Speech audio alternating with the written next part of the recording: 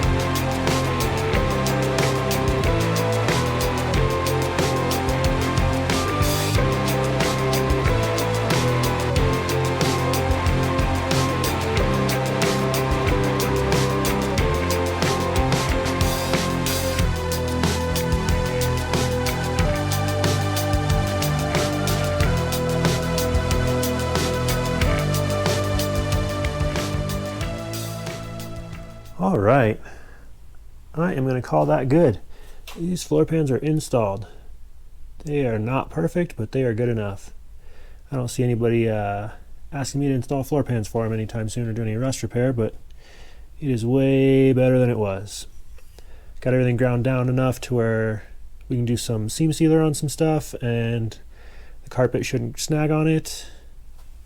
When I had to go get welding gas, the local welding guy, his welding supply place, he told me to try these CGW abrasives flapper discs, and holy cow, that thing was awesome. Way better than this one. They're both 80 grit, and that thing is just way better, lasted way longer. I will be getting more of those for sure. Anyway, this is good. We're going to call driver's side good for now. I'll do the seat riser later. I'll do both seat risers at the same time. I still got to get some firewall stuff up there, so I'm not attached up there. We might have to cut some of that back out to get a new firewall piece back in, but we will come to that later. Next video, I'll be moving over to the passenger side, get that stuff all out of there. Anyway, thanks for watching, and we'll see you next time.